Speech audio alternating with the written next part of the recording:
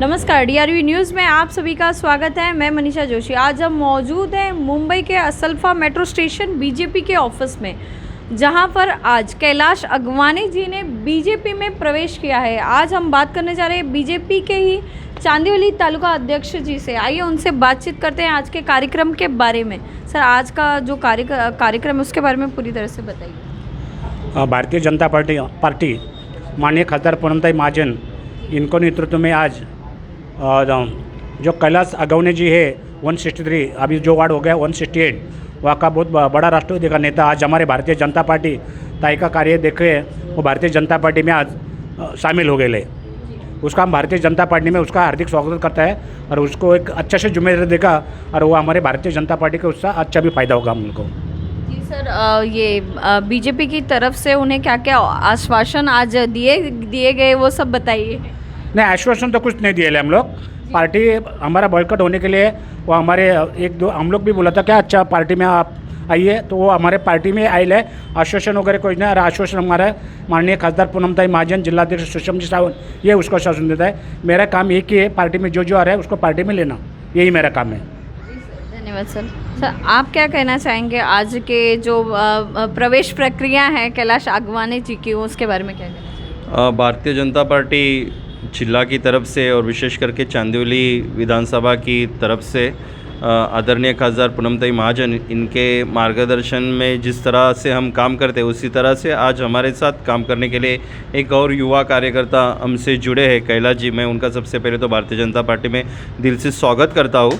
और आज के पहले वो कौन से पार्टी में थे, क्या कर रहे थे, वो इम्पोर्टेंट नहीं, लेकिन आज के बाद वो भारतीय जनता पार्टी के साथ जुड़ेंगे और देश के लिए, समाज के लिए काम करेंगे। देखिए, पहले तो मैं आभार व्यक्त करना चाहता हूँ पूनमताई महाजन जी का, हमारे जिला अध्यक्ष सुषम सावंत जी, चांदीवली तालुका के हमारे अध्यक्ष प्रकाश मोरे जी, सैनी साहब, हमारे नंदू सालुंखे जी जो हमेशा हमारे पीछे लगे रहते थे कि आप बीजेपी में आइए, आप बीजेपी में आइए, से नंदू जी, सभी हमारे जो कार्यकर्ता है, संदीप एजरे जी, इन सबका मैं आभार व्यक्त करना चाहता हूँ कि आज इन्हीं की वजह से मैं आज भारतीय जनता पार्टी में मैं प्रवेश ले रहा हूँ और आज के बाद भारतीय जनता पार्टी का कार्यकर्ता बनकर काम करूँगा। अच्छा सर, इससे पहले आप एनसीपी में थे, तो वो उसे छोड़ने की वजह और बीजेपी में ज्वाइन होने की वजह एक बताइए।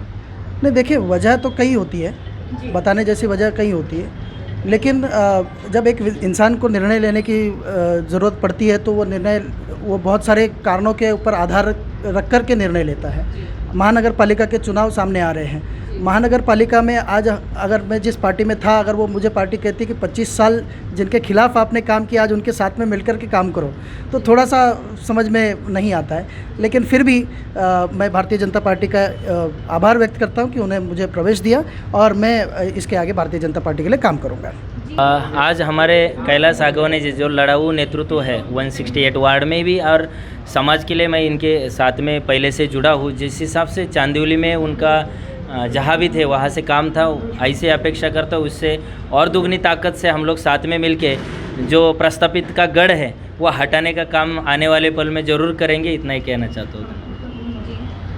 जी, आपसे एक प्रश्न पूछना भूल गई मैं, तो हम डीआरवी न्यूज़ के माध्यम से पूछना चाहेंगे कि देश में जो राजनीति इस वक्त चल रही है कि जगह जगह पे प्रदर्शन हो रहे, दंगे हो रहे, उसके बारे में क्या कहना चाहेंगे आप क्या राय रखते हैं? नहीं, देखिए, ये दंगों के लिए सबसे पहले तो हमारे जो युवा हैं उनको समझदार बनना पड़ेगा।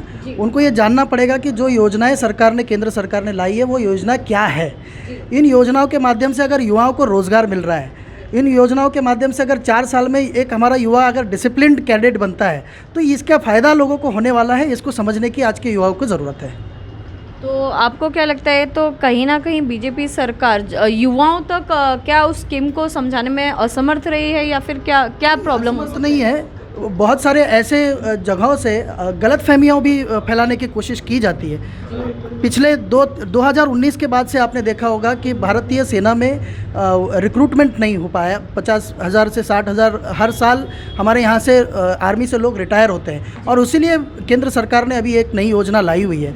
और ये योजना को अगर ध्यान से समझा जाए कि 4 साल तक एक अग्निवीर काम करेगा, अग्निवीर को 4 साल तक पगार मिलेगी, उसको जो युवा बेरोज़गार है उसको रोज़गार मिलेगा, और उसके बाद जब 4 साल के बाद ये युवा जब समाज में काम करने के लिए आएगा तो ये एक परिपक्व युवा होगा, एक तैयार युवा होगा जो किसी फील्ड में भी जाकर के देश की सेवा करने के लिए तैयार रहेगा।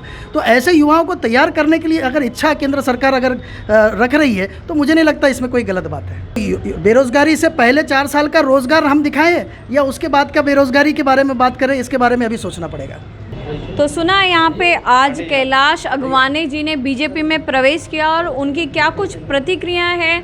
उन्होंने नई स्कीम के बारे में, अग्निपथ के बारे में भी अपनी राय रखी और यहाँ पे बीजेपी के अन्य नेताओं, अन्य कार्यकर्ताओं से हमने बातचीत की आज के प्रवेश प्रक्रिया के बारे में।